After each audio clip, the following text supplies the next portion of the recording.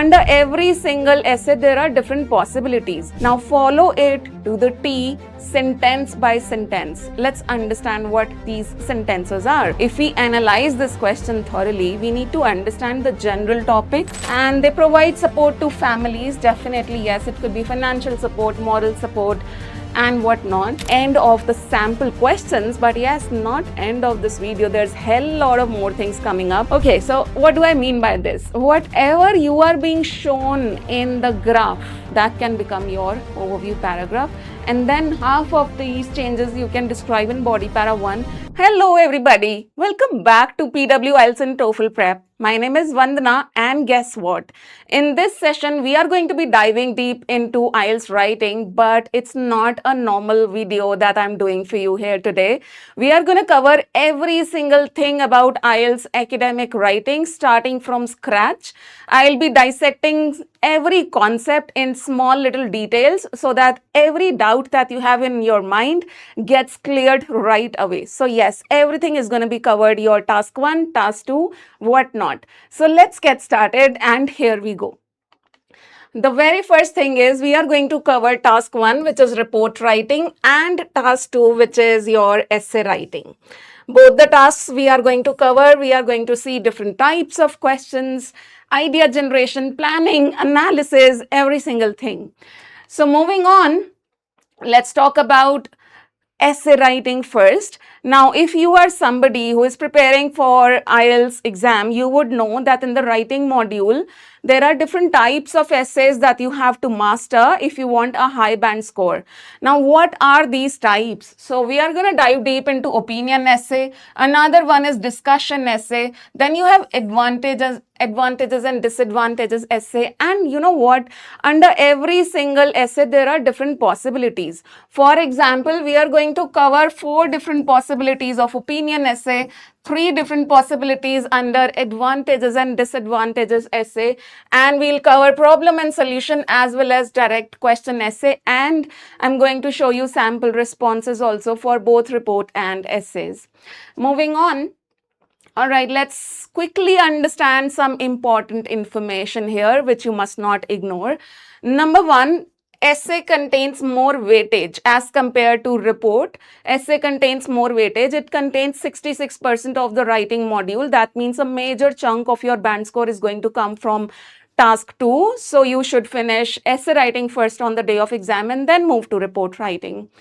Plus, the minimum word count for essay is 250. You should never write fewer than 250 words. In fact, a little more than is recommended. You need to, writing somewhere between 260 to 280 words is an ideal word limit.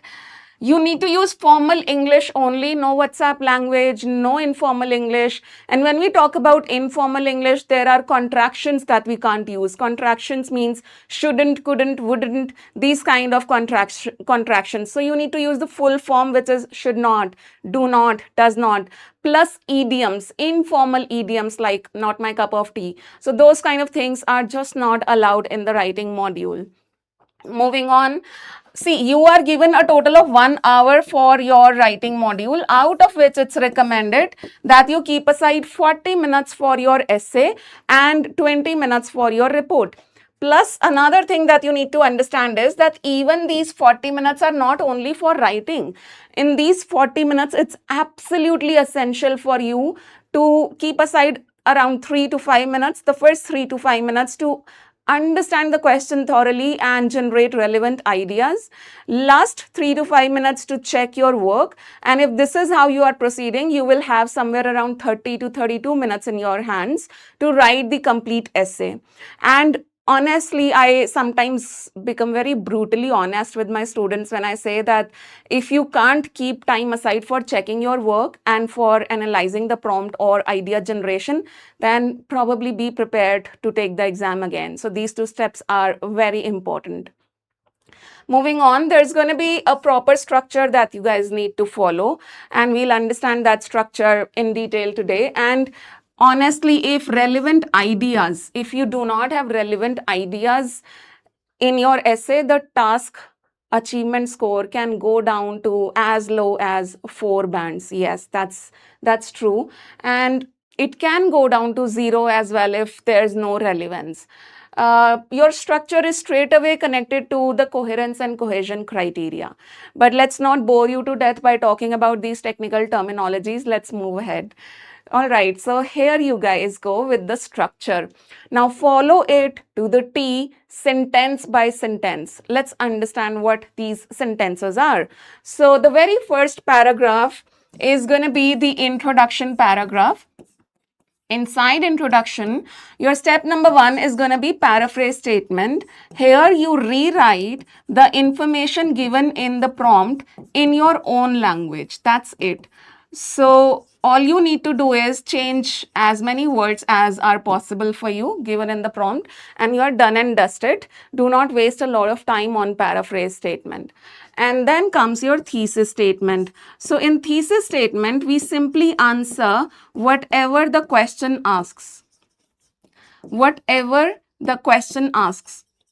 So for example, if the question is asking for your opinion, so you mentioned your opinion in the thesis. If the question is asking for positives and negatives of something, so you mention pros and cons of that. If the question is asking for solutions and causes of something, so you mention that. So whatever, it depends on the question, whatever is being asked, you mention that in the thesis statement.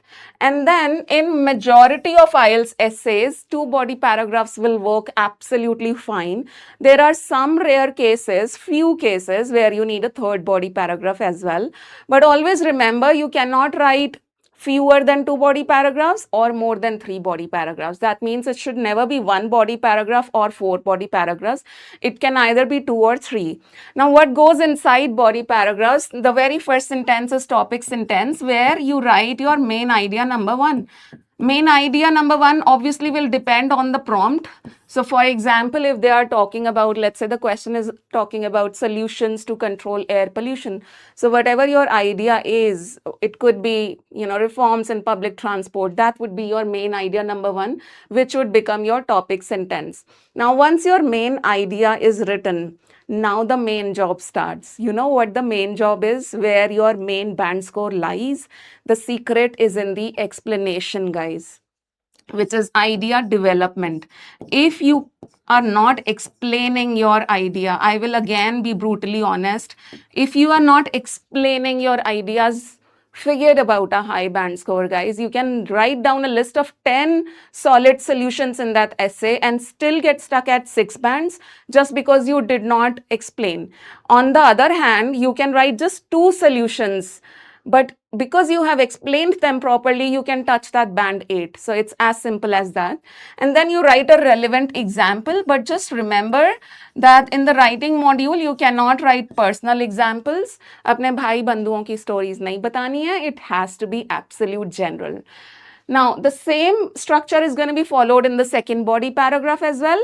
But what will change now? The idea will change, right? There's no going to be any repetition. Repetition of ideas is strictly not allowed. Then comes your conclusion, wherein you summarize the ideas that you have already written in body paragraph 1 and 2. I will repeat. Summarize the ideas that you have already written in body paragraph 1 and 2. What does it mean? It means no new ideas here, guys. And I see this happening all the time. Please don't do this. Please do not write any new ideas in the conclusion paragraph. That would be a major goof up. And after summarizing your ideas, then restate the opinion. Of course, you will write the opinion only if the question is asking for it. Otherwise, there's no need to mention your opinion. Okay, that was structure. Now, let's take a look at sample prompts. So, like I said, under opinion essay, we are going to cover 4 different possibilities. What are those 4 possibilities? They are right here. So, sometimes in the prompt, they may ask your opinion like this. Is it a positive or negative development? They may ask, what is your opinion? Do you agree or disagree? To what extent do you agree or disagree? Let's understand all these possibilities one by one. Here you go. So this question says, in many countries nowadays, consumers can go to a supermarket and buy food produced all over the world. Do you think this is a positive or negative development? Okay, the very first thing you need to remember here, when this is the language you are getting, do you think this is a positive or negative development? When you get this language, Do not take a partial stance, guys. No partial stance is possible in such cases. Stance means opinion. Your opinion should be one single sided, 100% one sided opinion, it should be. And there's a simple logic for that. The logic is this little word here, or. When you have this conjunction or, that means now you have a choice. Now either you can go in this direction or in that direction. You can't sit on the fence. You can't say, हाँ थोड़ा थोड़ा positive भी है, थोड़ा थोड़ा negative भी है. You can't talk like that, okay? So it has to be either completely positive or completely negative. Now let's imagine that you say in your opinion, in your thesis statement, that this is a positive development. In that case, if your opinion is in the favor of positive side, in that case, you would need two solid ideas stating why this is positive to make two body paragraphs, body paragraph 1 and body paragraph 2. So for me, two positives would be number 1, economic factor. Of course, when you can buy food produced from all over the world, that means your country is importing a lot of stuff from other countries, or your country is exporting also. And when you export, your country generates a lot of revenue. So economically, it is a good idea. And then the nutrition factor also. You have a lot of choices, and you can serve, this nation can serve its population, and there could not be any food scarcity because of such things. So that's how you need two ideas for two body paragraphs. Remember, don't write a list of ideas in one body paragraph in this case. Instead, write one idea, but explain it thoroughly. That's the formula for high band score. Similarly, if you think that this is negative, it impacts farmers or local businesses, then you need two ideas for the negative side. Let's see the ideas. But yes, your ideas need to be relevant. If they are irrelevant, then it's going to be a hopeless case. So here you go. For the positive side, we have these ideas: better nutrition and food security, economic growth and international trade, cultural exchange. And here, harm to local farmers and businesses, environmental impact. For example, a lot of import and export, how does that happen? Through flights, and they generate a lot of air pollution. So environmental impact and dependence on foreign imports also. So that these are our negatives. And let's now move to the second possibility. Here you go. So it says, some people say it is important to keep your home and your workplace tidy, with everything organized and in the correct place. What is your opinion about this? See, you will be able to generate relevant ideas only when you are analyzing the question thoroughly in the first 2 minutes. If we analyze this question thoroughly, we need to understand the general topic. That's what this essay is about. Now, if I talk about the general topic, this essay is about cleanliness. But is it only talking about cleanliness? No, it is also talking about keeping things organized. And where exactly? The minor details. This is something that students ignore most of the time, and I always give them this formula that always check if in the question they are adding two aspects using this conjunction and.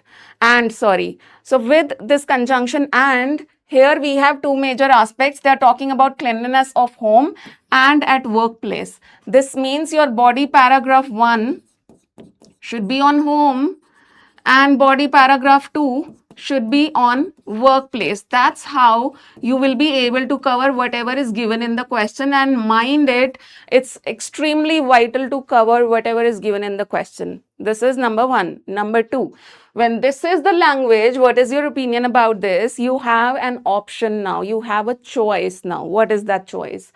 Well, you can. So option 1, you can take a complete 100% one-sided stance.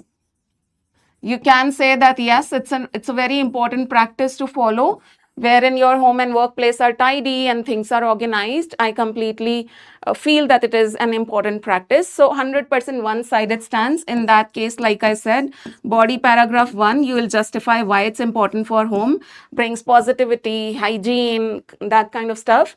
And body paragraph 2, why it's important at workplaces, improves your efficiency and productivity because you don't waste your time.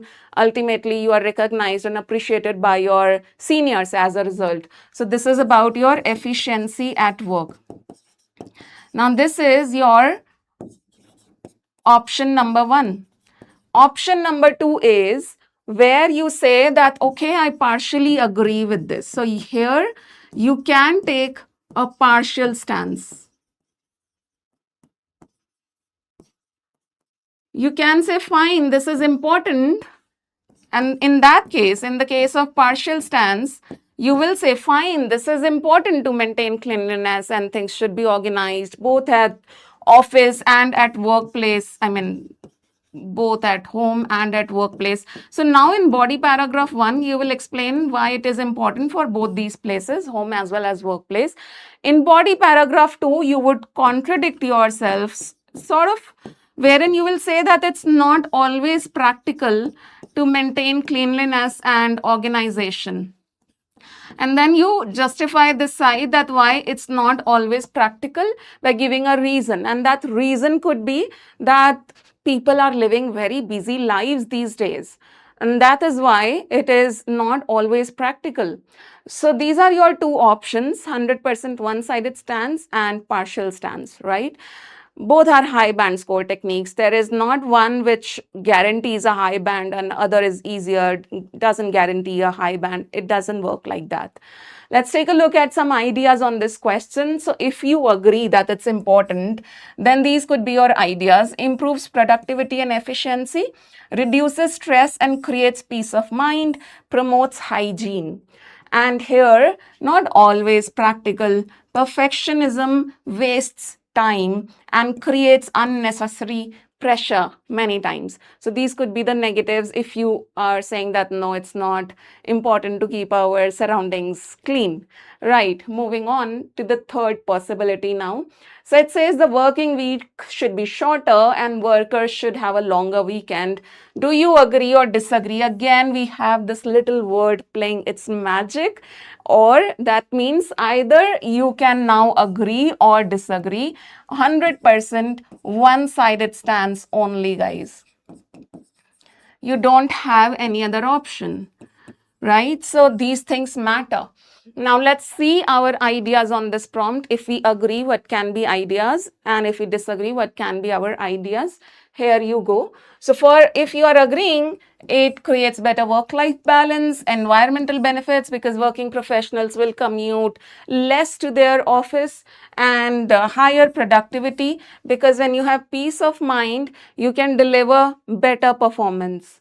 And disagree, if you are disagreeing, then you can say it's unsuitable for all professions. For example, customer complaint departments, especially with this particular department, we are somebody who require 24/7 service. We want them to be available 24/7 for us. And economic impact, the revenue of the country can go down if workers work fewer days a week, right? So that's another negative. Let's move on to the fourth and final possibility under opinion essay. And here we go. It says, it is important for everyone, including young people, to save money for their future. To what extent do you agree or disagree? Now here also you have the same language. Do you agree or disagree with the statement? But before that you have these three words which say to what extent. मतलब किस limit तक आप agree करते हो, किस limit तक आप disagree करते हो. That means here also you have two options. Option 1, you can say I completely agree. Just a sec. That this happens when I speak and write both. Right, so I completely agree or completely disagree.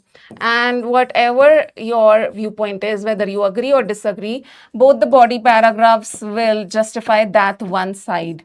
If it's agreement, then you will have two ideas in the favor of agreement. If it's disagreement, then accordingly. Whereas here, option 2 is partial stance. So now you can go partial,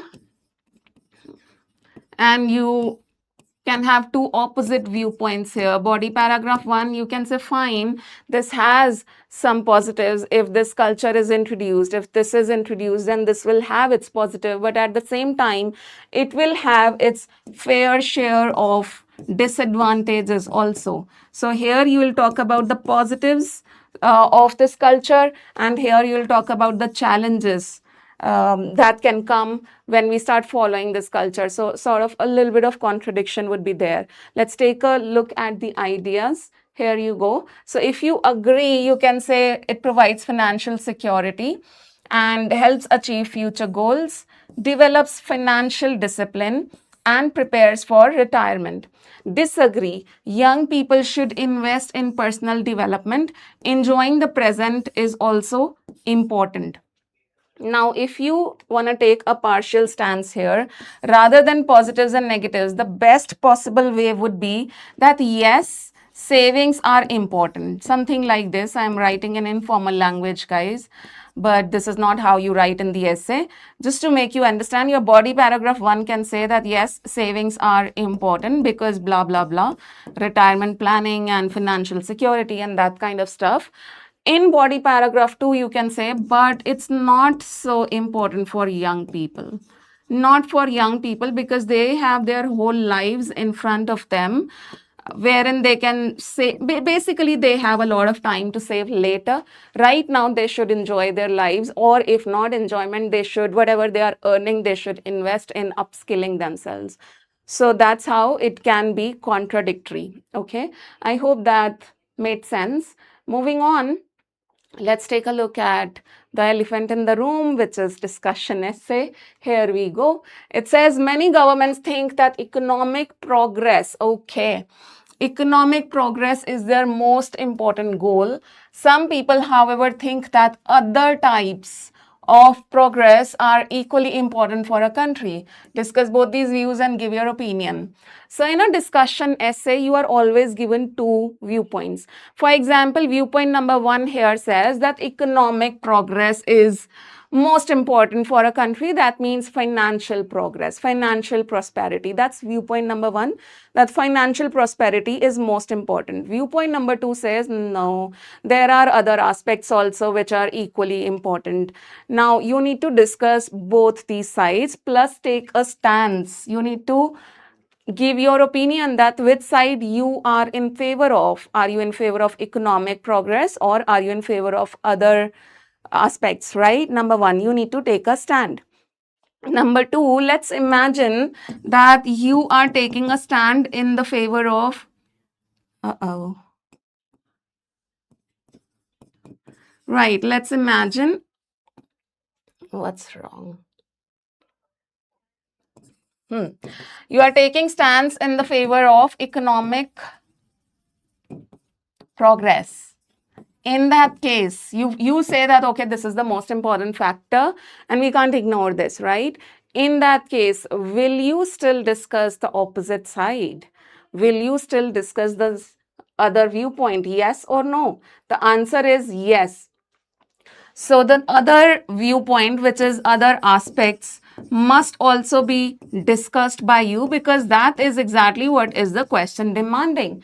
The question says discuss both these views. That means even if you are in favor of one viewpoint, you still need to discuss the opposite side in a discussion essay and without criticizing the opposite side, mind you. In discussion essay, we don't criticize the opposite side. Right now, what can be these other aspects? This can be health of people, right? And maybe the environment we are living in. And this could be safety of people.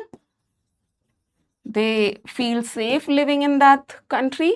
They feel secured. They are living in a clean atmosphere, which is protected and there's proper air, you have no shortage of resources, you have water and that kind of stuff. So these are some other aspects which you must discuss. Let's take a look at the ideas for this essay. So viewpoint number one, economic progress should be the top priority because it improves citizens' standard of living, generates government revenue, enhances global competitiveness. That means the reputation of your country improves in the international community. Other countries don't look down upon your country. Other countries take inspiration from your country if it's progressing economically. But then the second viewpoint must not be ignored.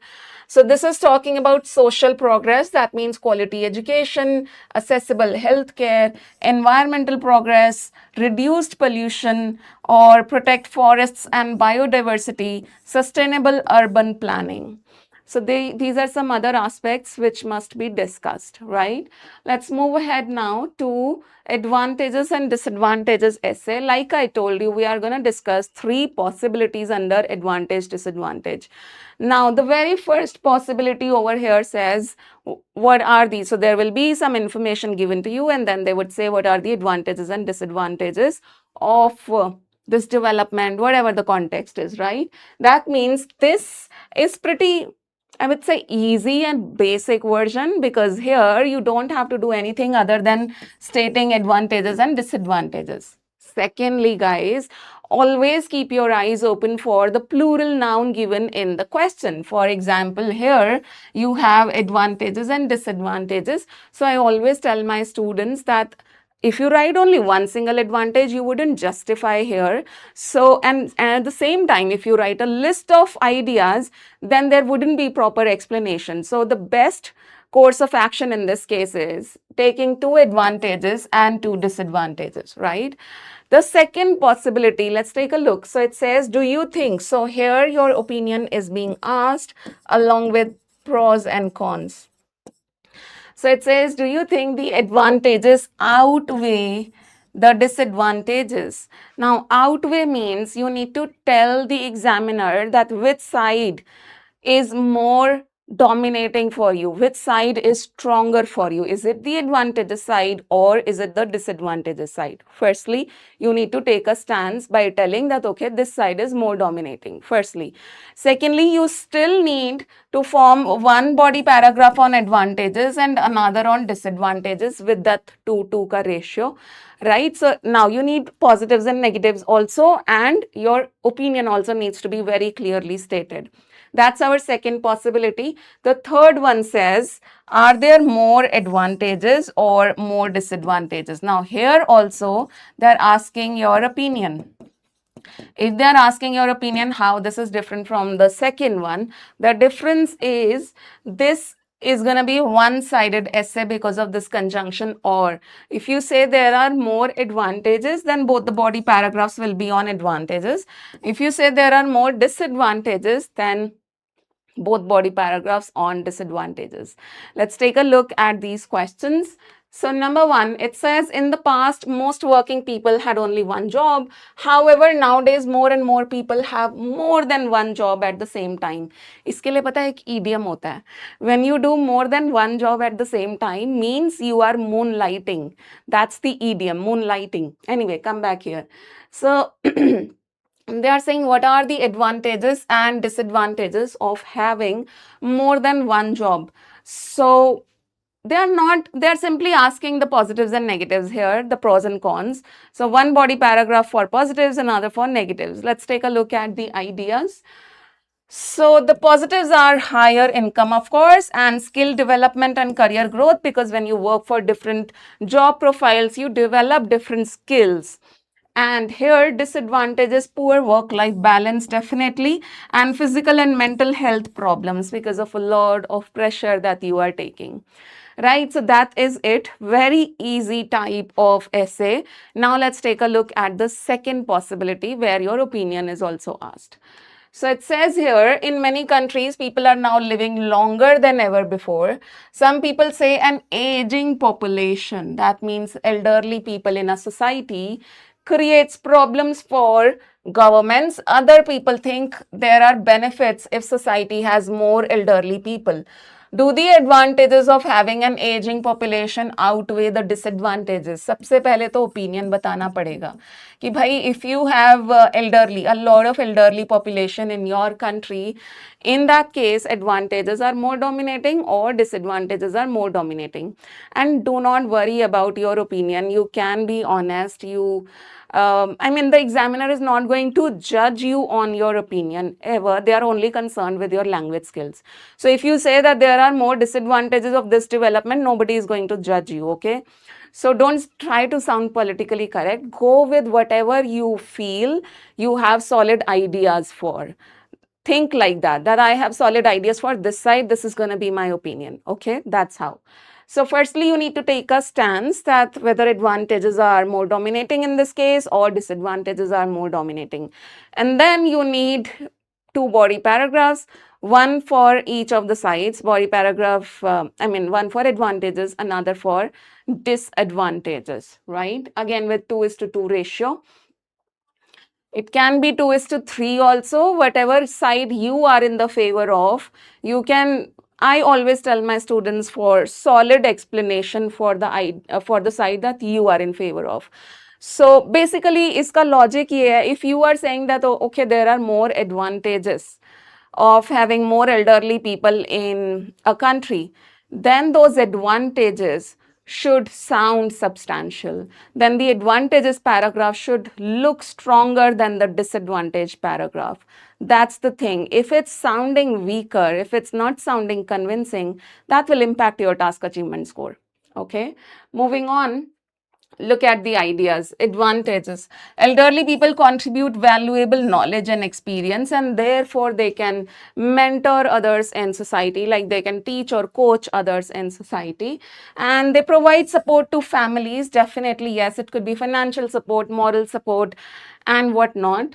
And elderly consumers create demand for certain products and services. Definitely, there are certain products which are only used by elderly people. So, business, they are giving business in society. And disadvantages are greater pressure on healthcare system.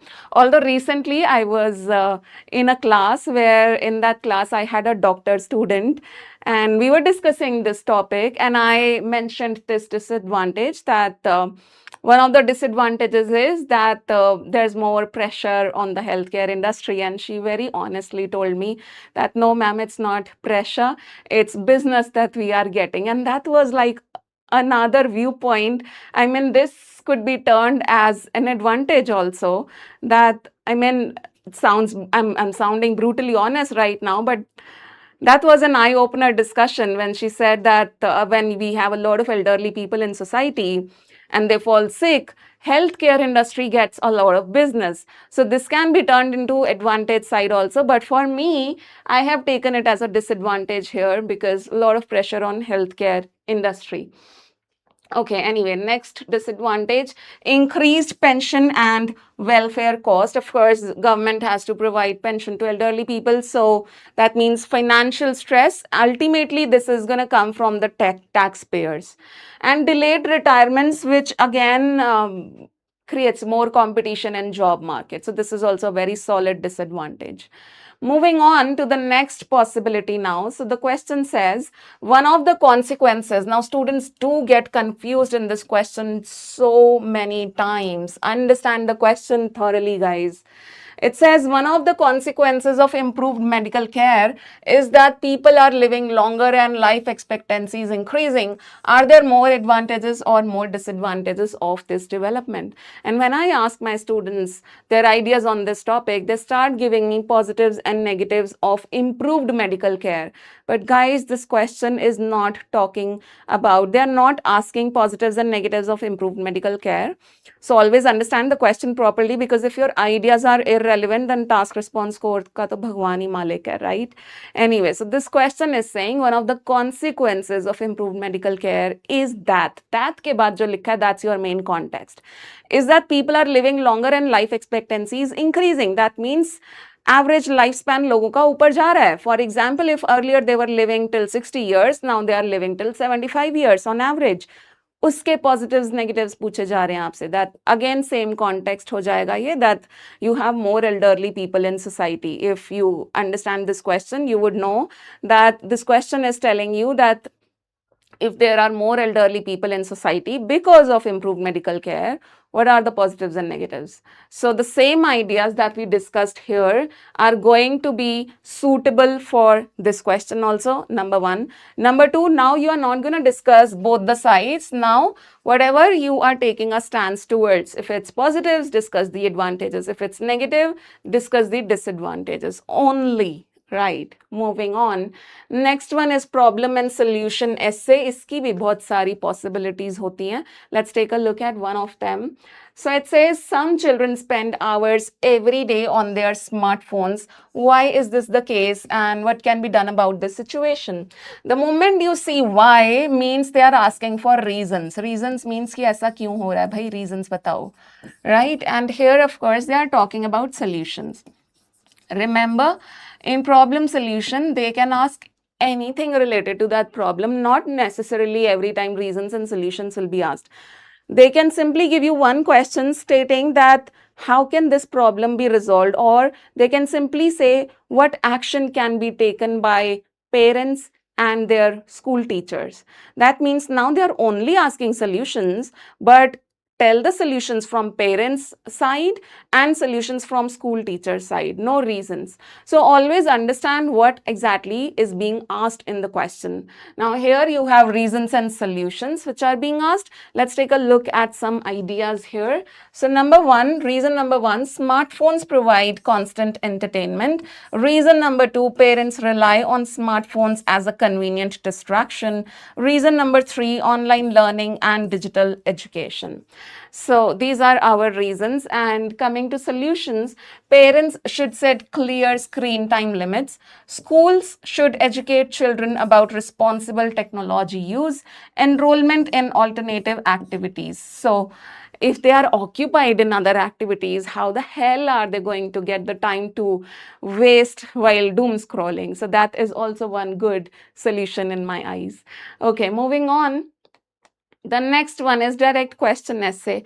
Now, what happens in direct question essay is you are given a random piece of information, and then related to that information, you can be asked just a single question, you can be asked two questions, and you can be asked a maximum of three questions. In case three questions are being asked, you will address them in three separate body paragraphs. Let's take a look at this one. So it says some people dislike changes in their society and in their own lives and want things to stay the same. Then you have two questions. Question one, why do some people want things to stay the same? A lot of people don't like change because the way things are, they feel familiar to us. We feel comfortable with that kind of things because we know what the worst is going to happen with that kind of scenario.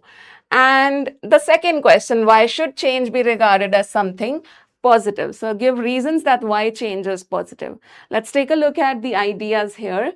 So causes.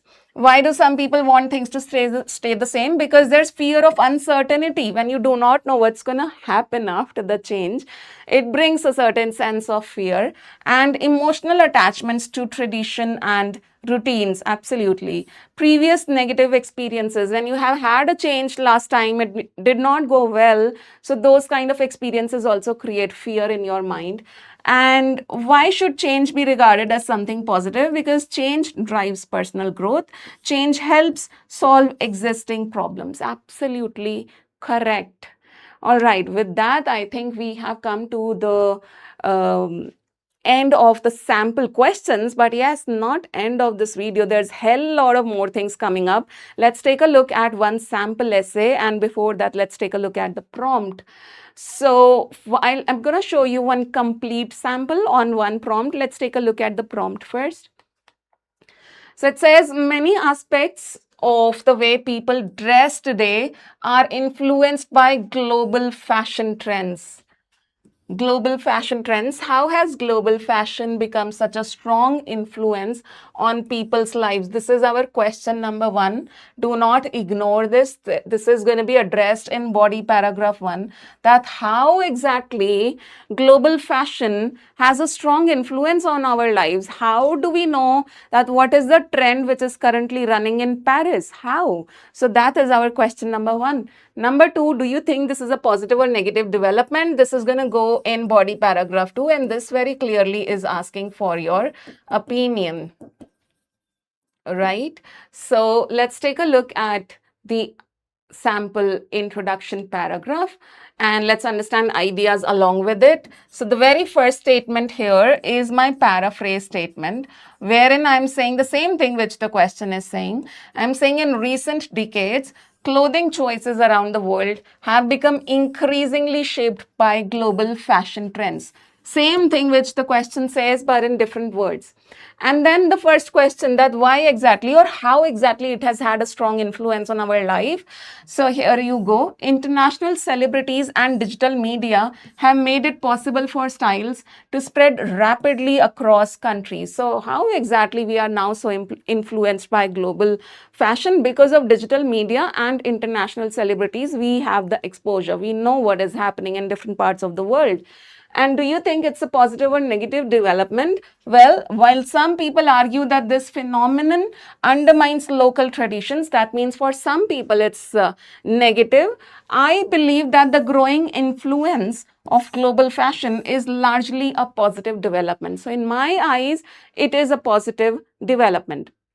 Right now that we have written these two ideas, international celebrities and digital media, these two ideas are going to go in our body paragraph 1, that how exactly these two factors are making it a very strong aspect, making global fashion a very strong aspect in our lives. Let's take a look.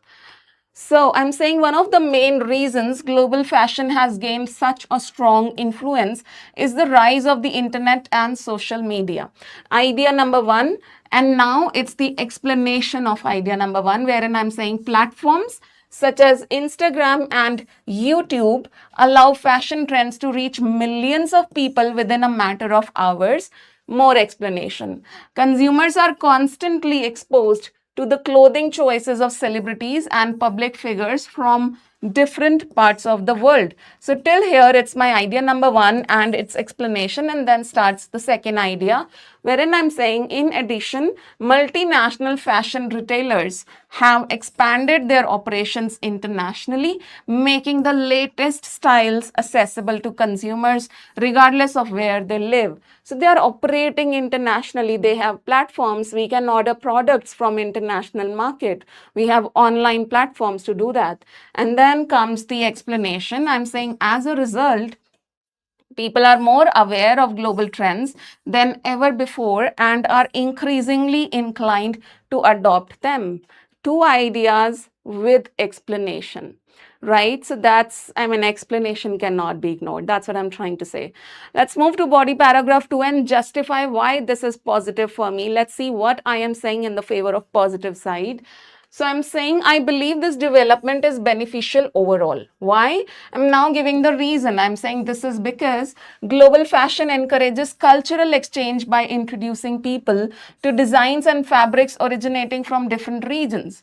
For example, traditional garments such as kimonos or cashmere embroidered jackets have inspired contemporary fashion collections worldwide.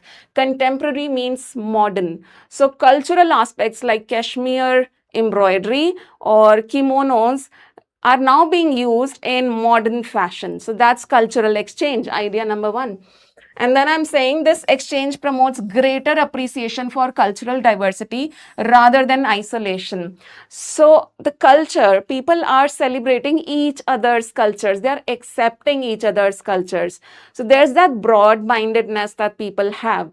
Then comes the second idea, besides, that means in addition, individuals get access to a wider range of choices, enabling them to express their personalities more effectively. This is a very solid idea because I've seen people who feel confident in a certain kind of attire, but if you don't give them that kind of attire, they wouldn't feel confident. So it's about expressing yourself with what goes best with your personality, and that has been possible today because of the global fashion.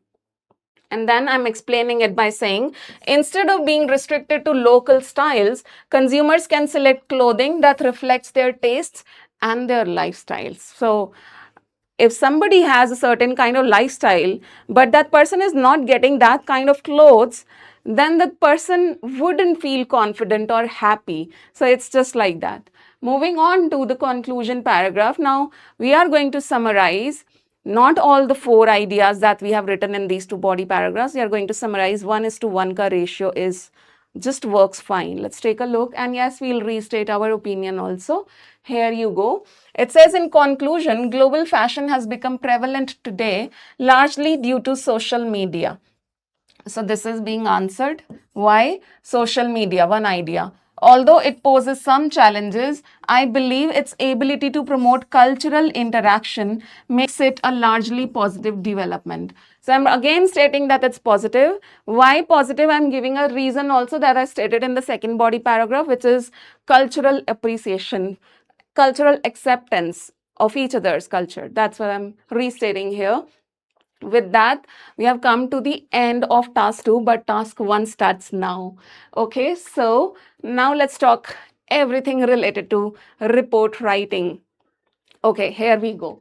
So for report writing, guys, you need to ensure that you have written a minimum of 150 words, and there should be sufficient data as well as accurate data, guys. Otherwise, of course, it's going to impact adversely to your score. Sufficient and accurate data should be there in your report, a minimum of 150 words, and it's ideal to write little more than that.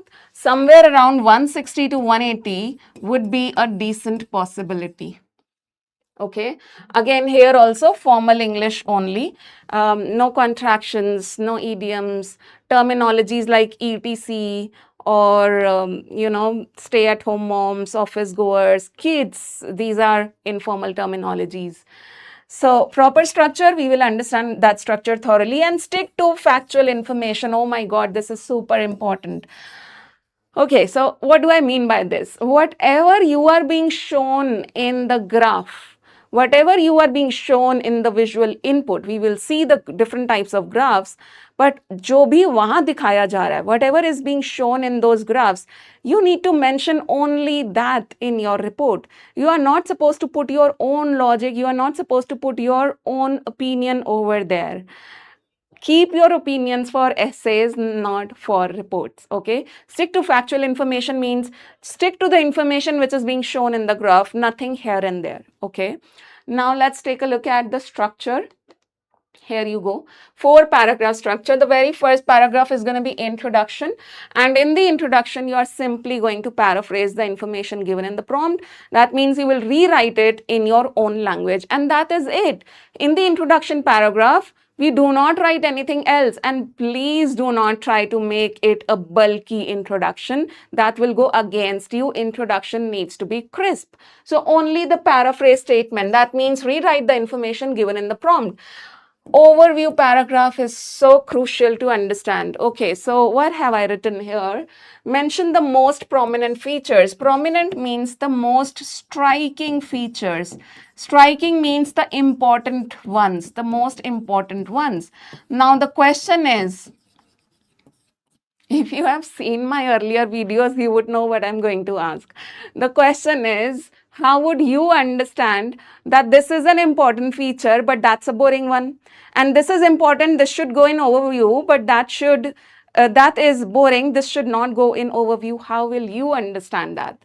So there are some features which are considered important features. What are they? Let me write them down here for you.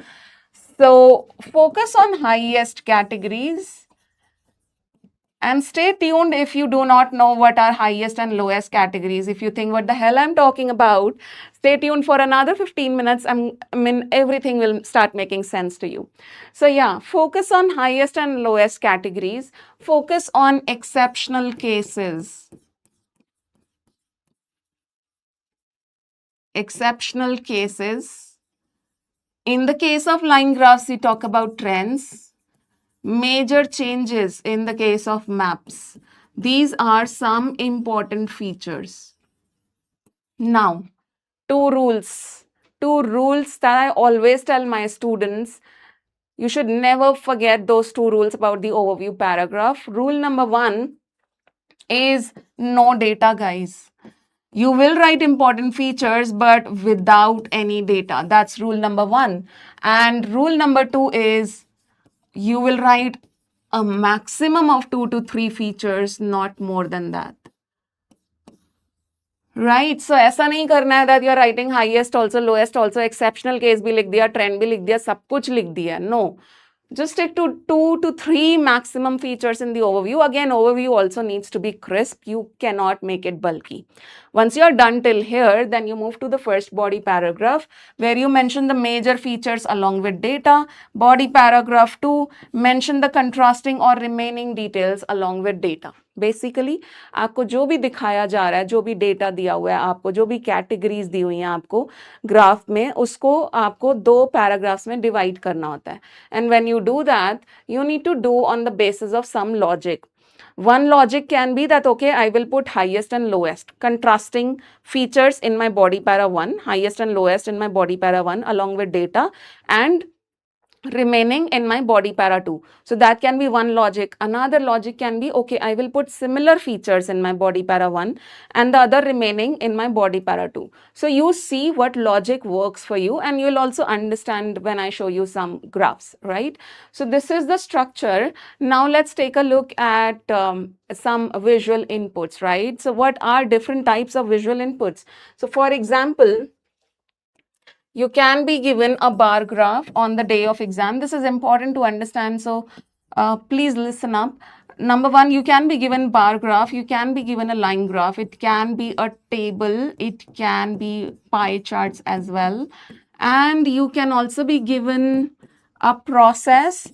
Process is also known as diagram, it's one and the same thing, and you can also be given maps. Number 1, so anything out of this is a possibility on the day of exam. Number 2, you can be given just one single visual input, that means just one bar graph on the day of exam. You can be given multiple visual inputs also under one single question, that means 5 pie charts under one single question.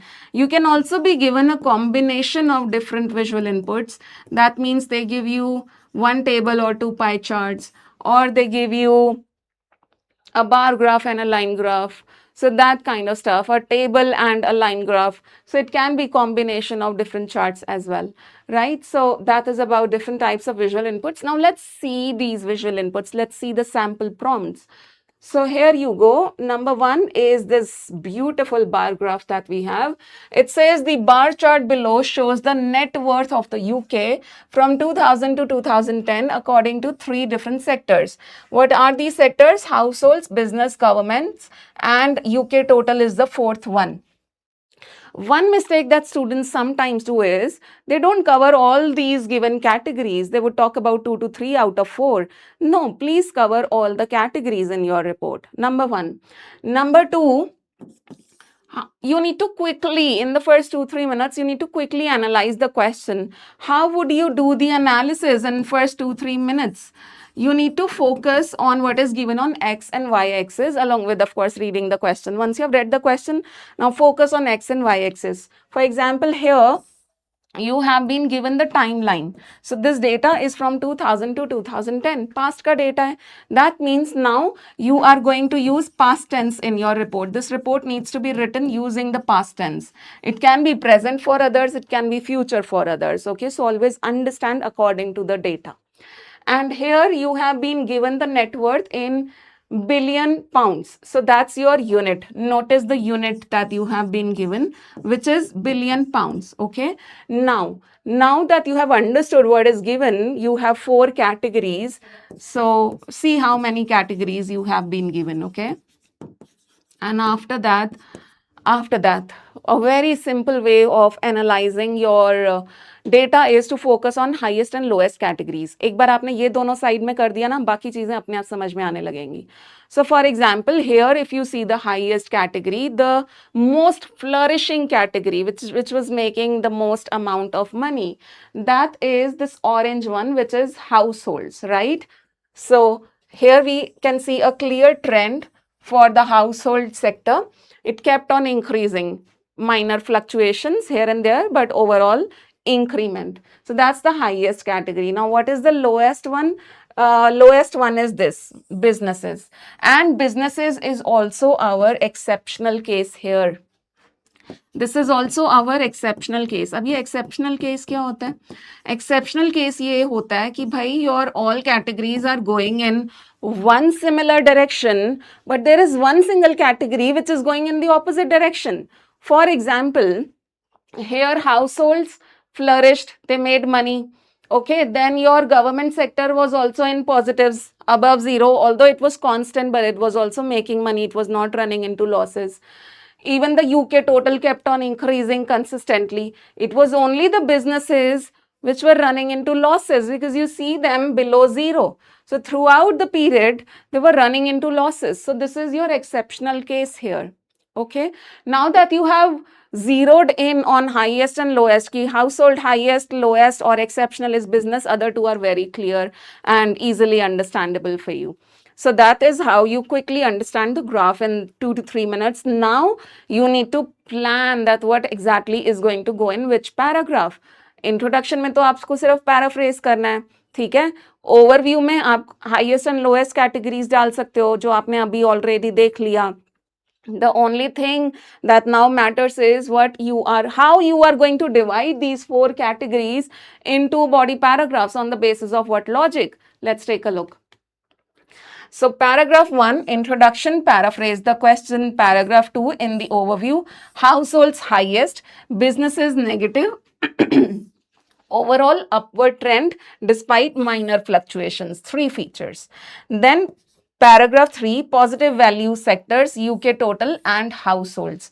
And paragraph 4, remaining sectors, which are our government sector also, because it was consistent or constant throughout. It did not go up like the other sector. So government and business, which ran into losses. So government and businesses were not flourishing as much as the households. So that's how. So in body paragraph 1, UK total and households, and the remaining in body paragraph 2. So this is what you need to do in the first 5 minutes. If this is done, rest of the things you can do peacefully in the remaining 15 minutes or so. Moving on. Next one here is the pie chart.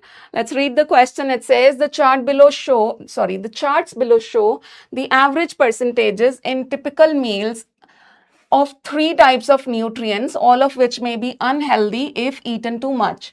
Now, what 3 types of nutrients we have? We have sodium, saturated fat, and added sugar being eaten in breakfast, dinner, lunch, and snacks, right? How will you analyze? Let's again focus on highest and lowest. So, if you see, the highest proportion of sodium was being consumed during dinner or is being consumed during dinner. It's about present. Similarly, the highest proportion of saturated fats is also consumed during dinner, whereas added sugar is consumed the most in snacks. So this can become your overview paragraph, highest plus highest plus highest of all the 3 categories, right? Let's take a look at how we can divide this information into body paragraphs. So paraphrase the question. Overview, dinner highest for sodium and fat, snacks highest for sugar. Paragraph 3, dinner plus breakfast. Why dinner plus breakfast? Because these are highest and lowest categories. How? So dinner highest here, here, okay, it's second highest, fine. But in 2 categories, dinner is the highest. In dinner, we are consuming the highest proportion of these nutrients. And then breakfast. Why breakfast? Because it's only at 14% here, 16% here, and 16% here. That means this is the least category, least proportion of these nutrients are being consumed during breakfast, and largest proportion of these nutrients are being consumed during dinner. highest lowest side हो गया, rest will on its own make sense to you. Rest is snacks and lunch, which you can now put in your second body paragraph. For example, snacks here is 29 and 26, which is too similar, and you can mention that it's very similar proportion of saturated fat and sodium that is consumed during snacks. Here it's 19%, and sorry, lunch, yeah. And in snacks, the highest proportion of added sugar is consumed, which is 42%, which is just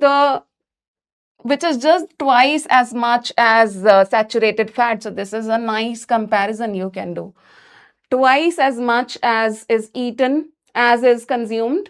Twice as much of saturated fats is consumed here. Added sugar in the case of snacks, right? So this kind of comparison is something which is recommended. अगर आप question भी ठीक से पढ़ोगे ना, यहाँ पे देखो क्या लिखा है.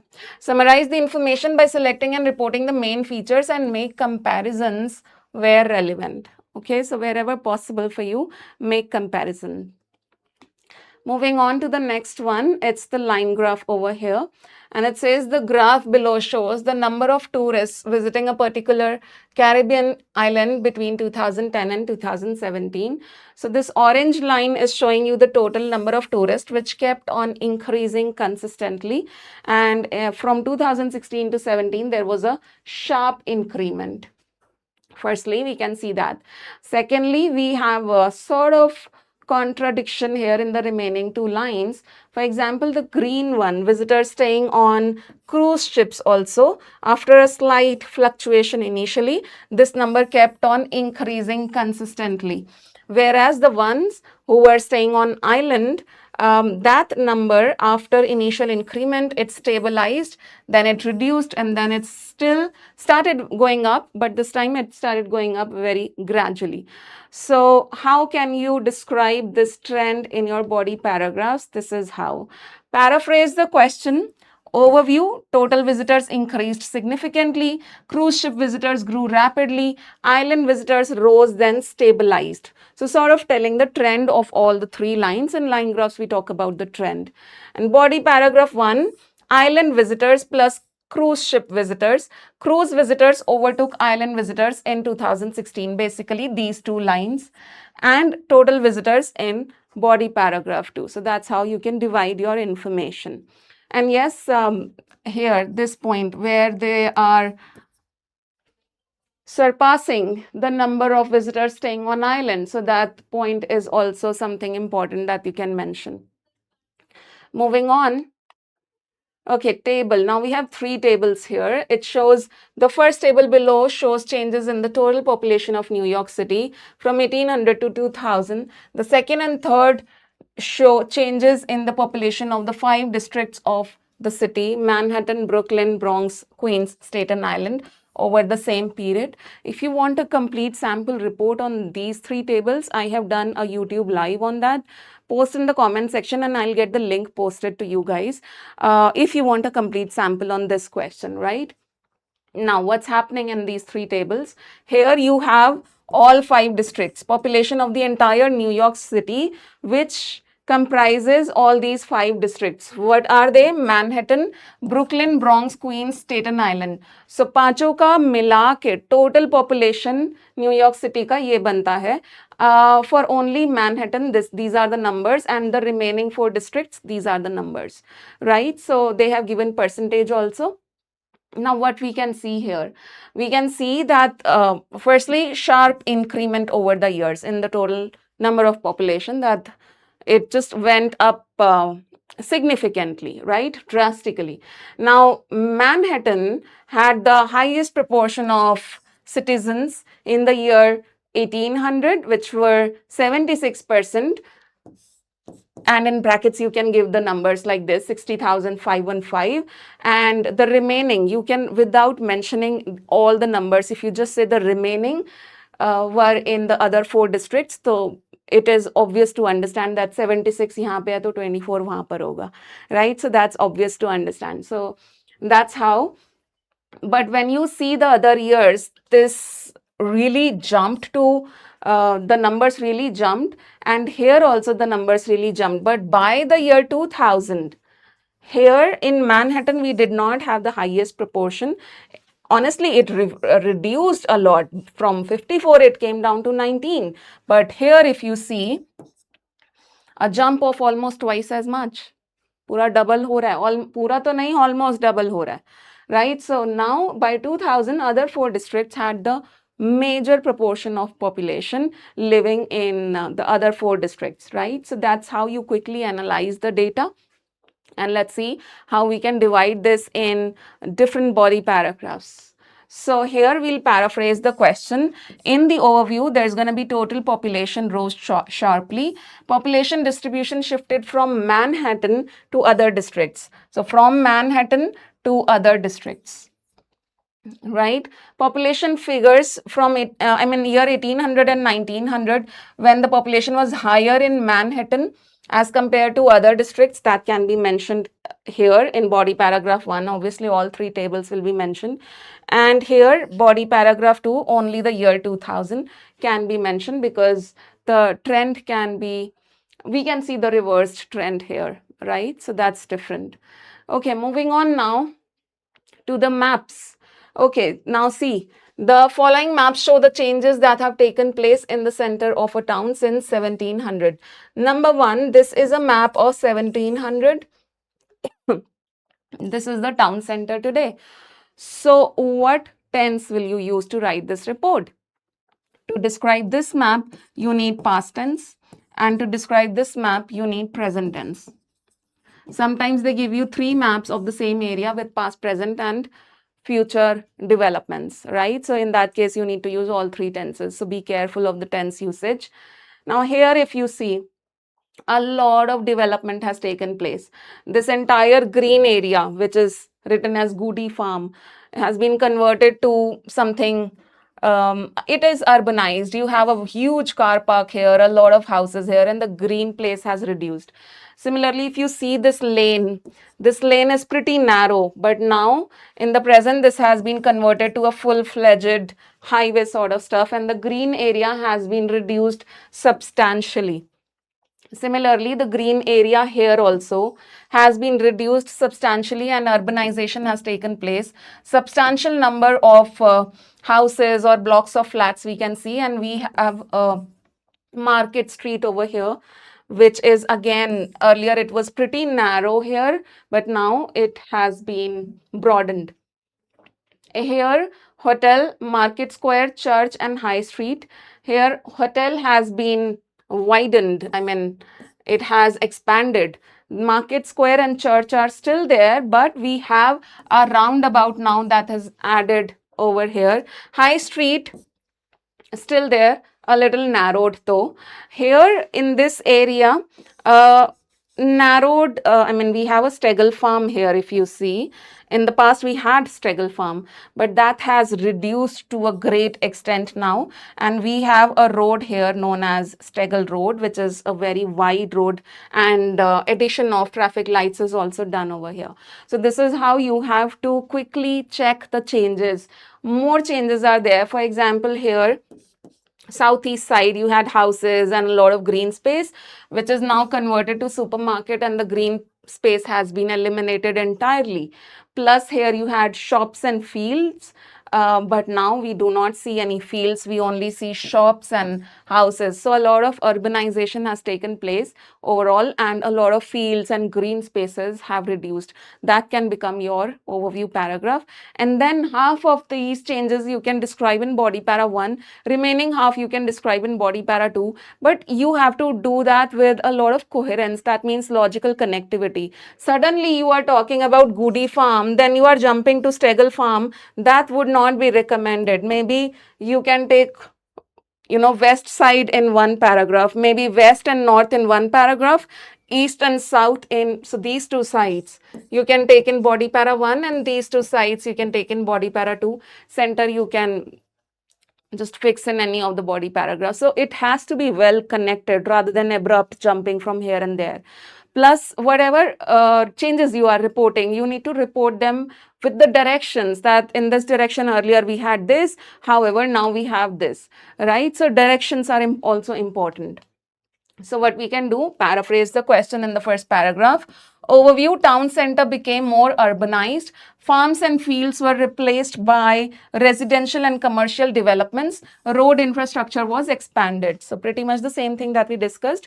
Changes on the western side. Steggall Farm converted to public park and road. So Steggall Farm, and it converted to road. Public park we had earlier here, just a green space. Now we have a public park over here.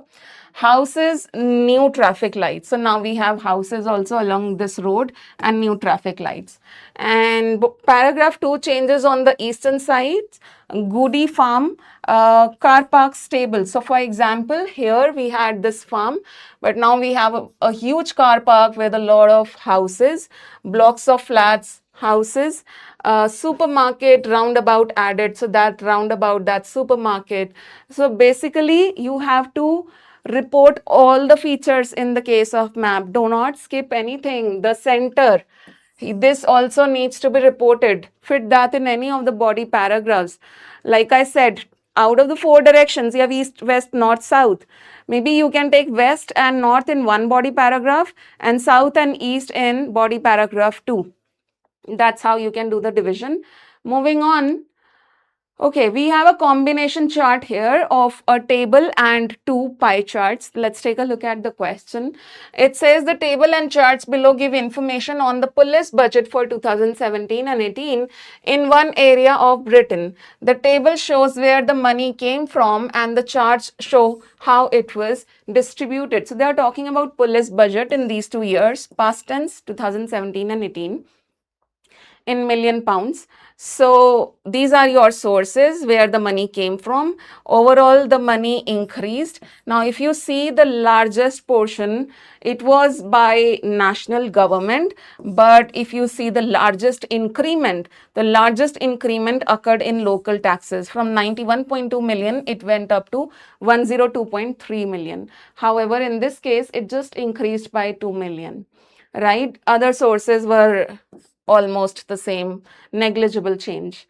Here, if you see, in both the years, although the distribution of money, the major portion of these sources, the major portion of the money that they had were being spent on salaries. The proportion of salary, I would say, came down considerably from 75 to 69%. This one remained the same, buildings and transport. Technology also increased from 8% to 14%. That means the money spent on technology increased from 8% to 14%. How we can divide this in body paragraphs? Let's take a look. Paraphrase the question. Overview, considerable increment in total police budget plus majorly spent on salaries. So considerable increment, majorly spent on salaries. And then body paragraph 1, you can talk about total budget plus national government. So total budget, highest proportion, highest numbers, figures given by national government and spent on salaries. So we covered salaries from pie charts and these 2 categories from table. Remaining local taxes plus other sources, and from pie charts, technology and buildings plus transport can go into the last paragraph, which is body paragraph 2. Moving on. Let's take a look at the final question and I'll show you a sample report on this one. This is a process diagram. Let's take a look. It says the diagram below shows how electricity is generated in a hydroelectric power station. So this is your power station. If you thoroughly understand it, you have a river here, you have high level reservoir, a dam, intake gates, which are opened during the day and closed during the night.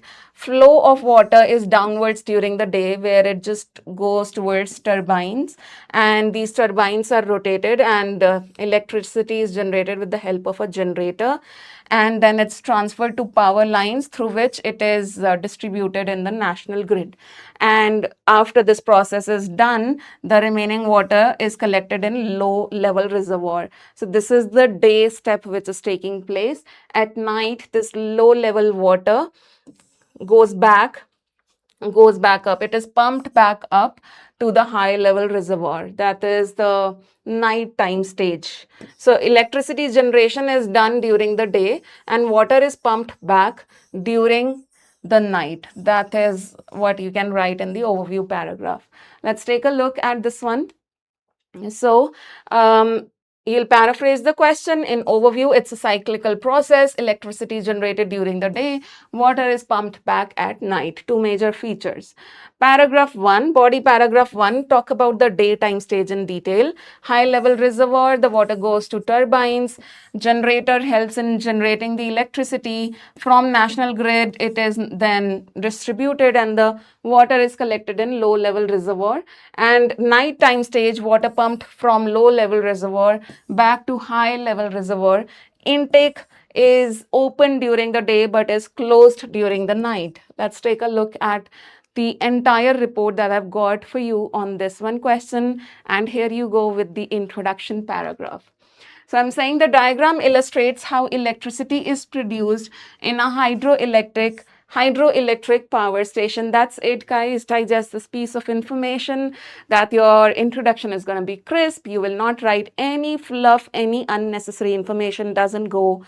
Any unnecessary information is not going to go in any of the paragraphs, but yes, introduction is going to be this crisp. Only the information given in the question needs to be rewritten in your own language.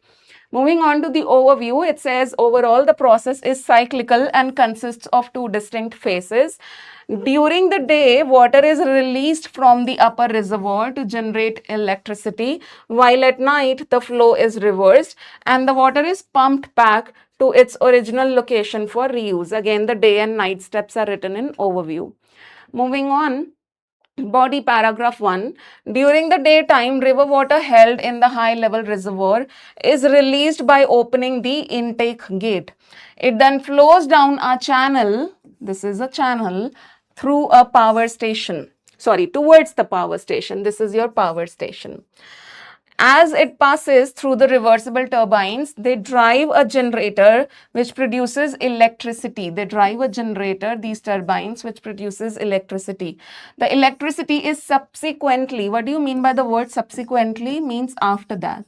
That means after this step, the electricity is transmitted via power lines to the national grid. It is transferred to the national grid. After passing through the turbines, the water is discharged into low-level reservoir located beside the power station. So we are done with the daytime process. In the last body paragraph, that is body para 2, we are going to describe the nighttime steps. Here we go. And we are saying at night, the system operates in the opposite direction. The intake at the dam is closed, preventing water from leaving the upper reservoir. So intake is closed at night, preventing this water from leaving the upper reservoir. Meanwhile, the reversible turbines function as pumps. So these function as pumps. It's written here, nighttime pump water into high level reservoir. So they function as pumps and force water from the low level reservoir back through the same channel to the high level reservoir. This restores the original water supply, allowing the cycle of electricity generation to begin again the following day. Right? And that's how you write a complete report and a complete essay. I hope this was helpful, guys. I was able to add a little bit of value to your preparation. I'll see you very soon in the next lecture. Whatever your doubts and questions are, let us know in the comment section. I'll be more than happy to help you. And yes, whatever topics you want us to create videos on, do let us know that as well. I'll see you in the next lecture very soon. Bye-bye, everyone. Take care.